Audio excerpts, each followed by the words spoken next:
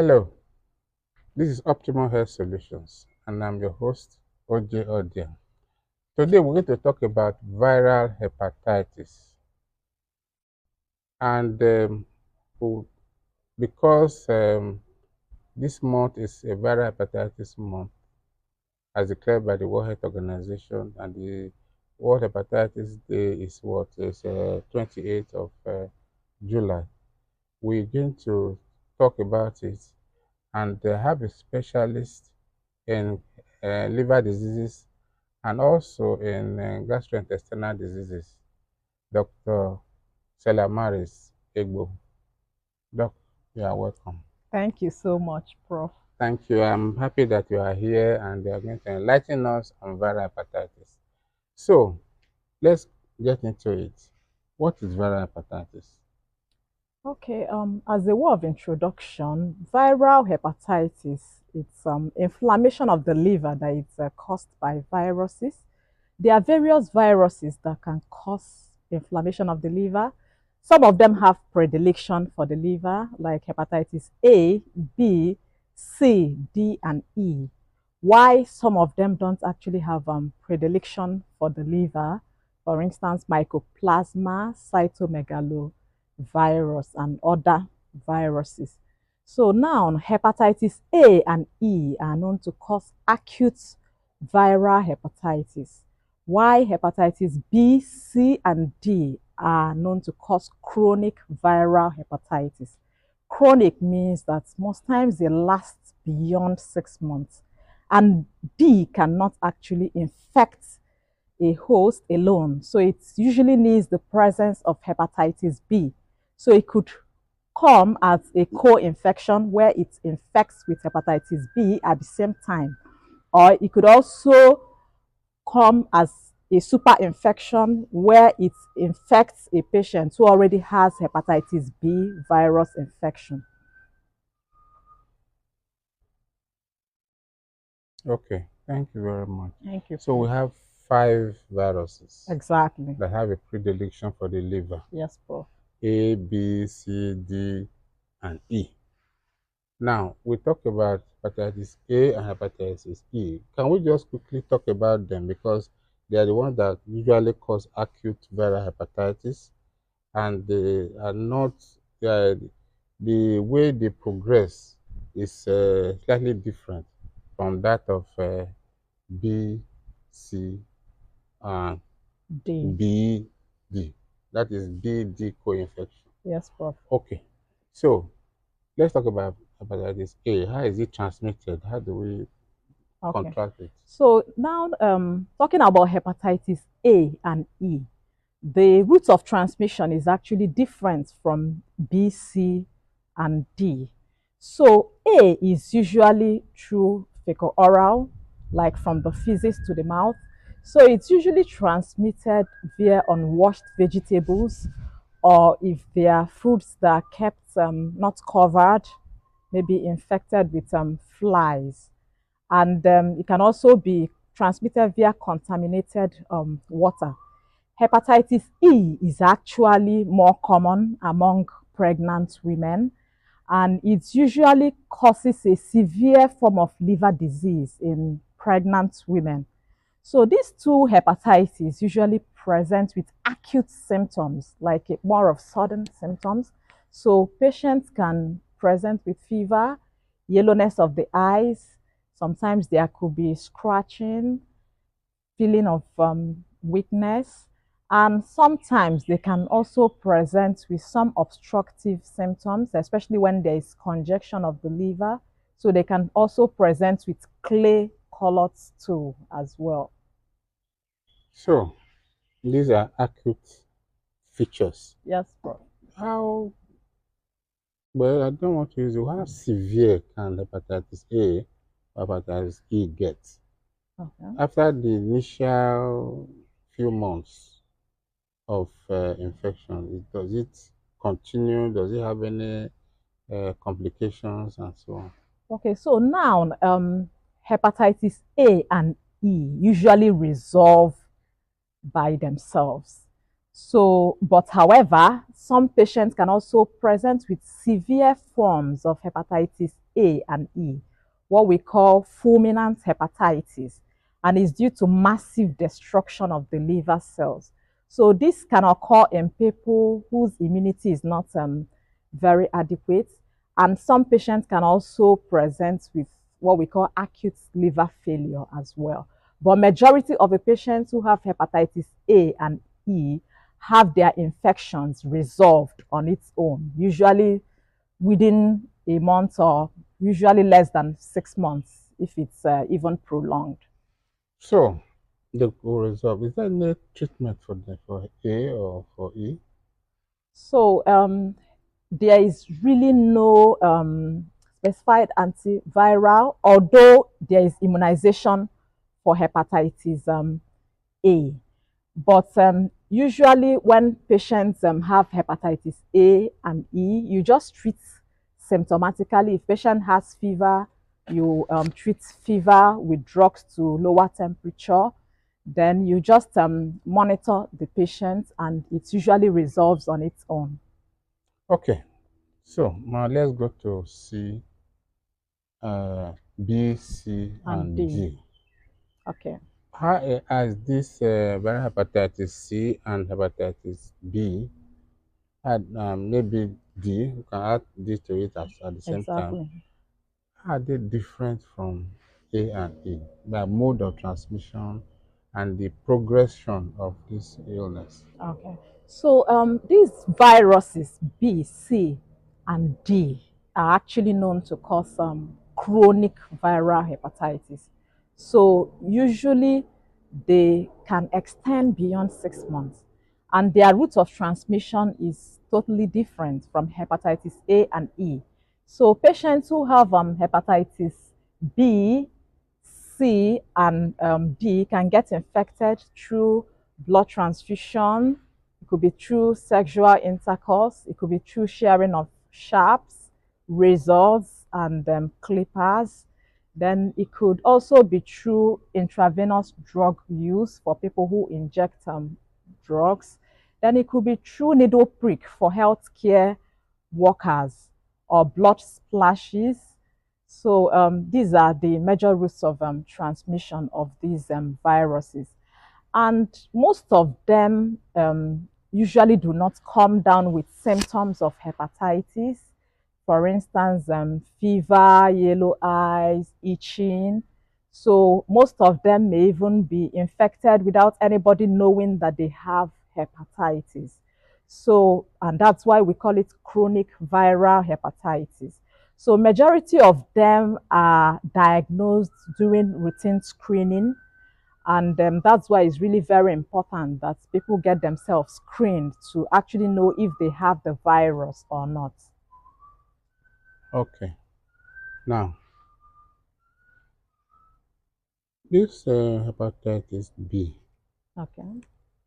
seems to be a very, how do I put it, dangerous disease as it were, because it's on for a long time and it can cause complications, which Exactly. of course you will tell us about. Yes, yes.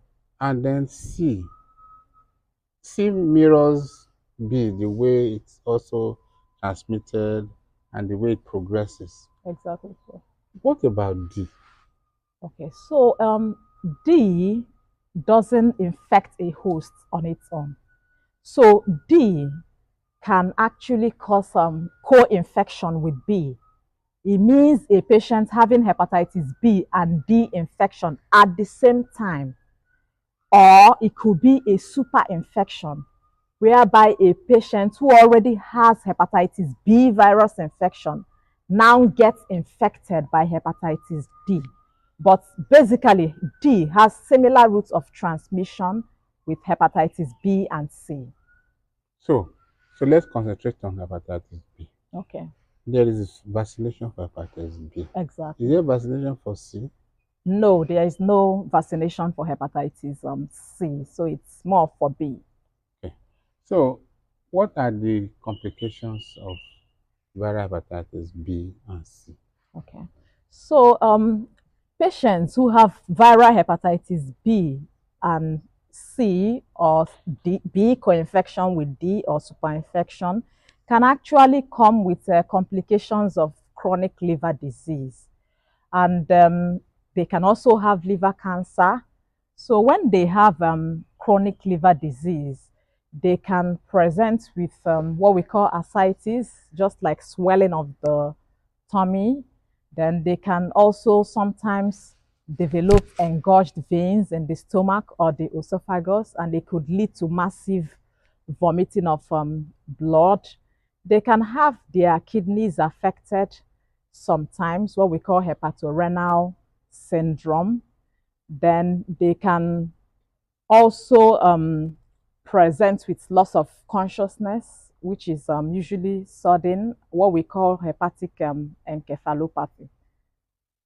So that means, therefore, that viewers out there should take note that these are very serious diseases. Yes. And are they treatable? Hepatitis B and C, for example, are they treatable? Can they be managed? Are they treatable? Oh, yes. So we say B is treatable, and we can actually say C is curable. So now I'm coming to C. Recently, there are drugs we call direct acting antiviral drugs that are known to cure hepatitis C. And majority of those drugs are usually taken for 3 months in a patient who hasn't already developed significant liver injury, which we call cirrhosis. But in a patient who have cirrhosis, the patient will have to take those drugs for 6 months. So these drugs are known to cure at least about 96% of patients who have hepatitis C virus infection. And it's also good that, some of those drugs can take care of all genotypes of hepatitis C. So we usually call it pan-genotypic drugs. So C is curable. Curable, yes. Up to 95, 96%. Exactly. Okay. But for B, we just manage it, treat it. So what? So there are some form of modalities of treatment, but I don't think we want to go into that now. What we want to go into is how can they be prevented? How can we prevent hepatitis B and hepatitis C? Maybe we put D along the line. What are the preventive measures that you would recommend? Okay, that was awesome. But before I talk about that, I will actually want to talk about what I mean by that B is treatable. So majority of the people who have hepatitis B virus don't clear the surface antigen. So, but one of the aims of treatment is to get the viral load to undetectable level. So if one is able to get the viral load to undetectable level, you'll be able to prevent significant liver injury. But however, just very few percent of patients can actually get rid of the surface antigen. And in that case, we can actually say that they are already cured.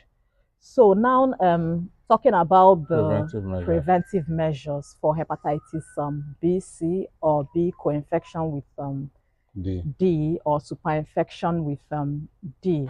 One is immunization is really very important. So they get vaccines? Vaccines, exactly. Okay. And these vaccines can actually be gotten in health centers, can be found in tertiary health centers, and even some secondary and primary health centers. So people should actually get tested first to know their status, so that people who are negative can get vaccinated against hepatitis B. Then people who are positive can now go to the nearest hospital for treatment. Then another means of prevention is also prevention of maternal to child transmission. And this can be achieved during pregnancy, usually at the 3rd trimester of pregnancy.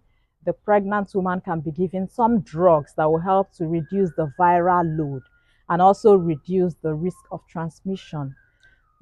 Then the baby too, it's very important. So at birth, the baby is usually given what we call hepatitis B immunoglobulin. And also routine immunization is commenced at birth too, and then repeated at 6 weeks, 10 weeks, and 14 weeks as well. Then another means of preventing hepatitis B, screening blood before transfusion. There are people who rely on blood a lot, like hemophilics or people who have sickle cell anemia, and people who are on hemodialysis. They are at risk of infection as well. So before transfusion, blood should be screened.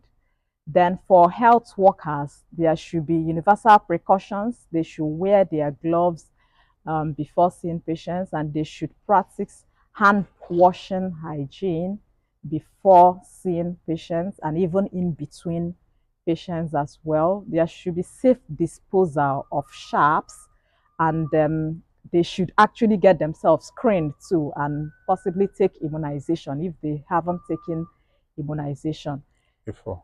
before exactly.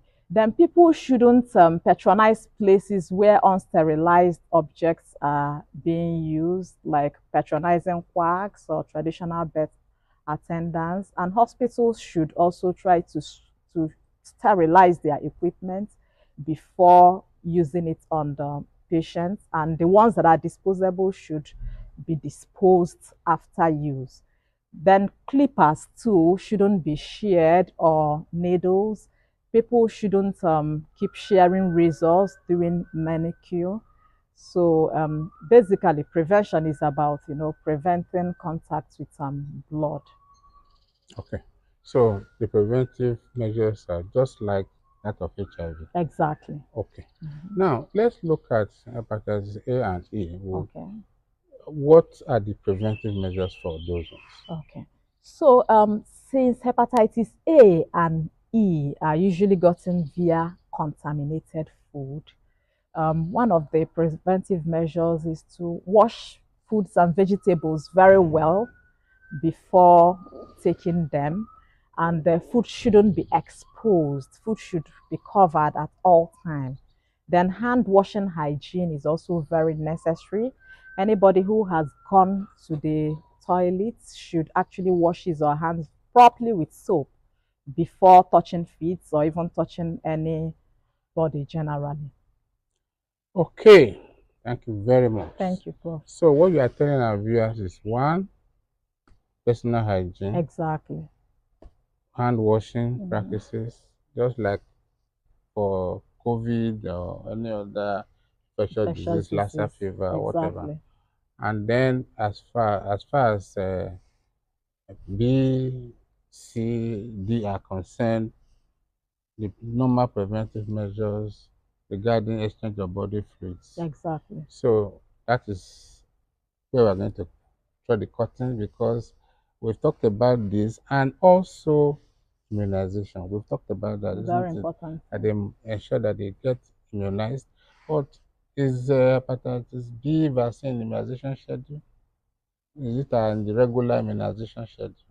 Oh, yes. It's So available. it's very available. Okay. So it's available in health centers, it's available in tertiary hospitals like the teaching hospitals. It's also available in private hospitals, in Port Health. So people should visit those centers and get vaccinated against it. And it's usually taken at start and is repeated at 1 month and at 6 months for adults who haven't actually received the vaccination. So it's 3 doses of vaccination. Okay. Thank you. Thank you so much. So we talk about viral hepatitis. This is the viral hepatitis month. So all of us should take precautions. We should be careful about um, how we behave, hygiene, hand washing, exchanging sharps, unprotected sex, all that, so that we can prevent viral hepatitis. Excellent. Whatever the mode of transmission for A and E, and for B, C, and D, we should be careful to take all the preventive measures. Today, we have had Dr. Stellamaris Egboh, and we thank God for her coming here today. I'm particularly delighted It's my that pleasure that too, we Prof. can have you on this program. Thank you for coming. Viewers, that's our program for today. Thank you, everyone. Thank you for viewing. Please remember to subscribe to this channel, like, and share. Bye for now.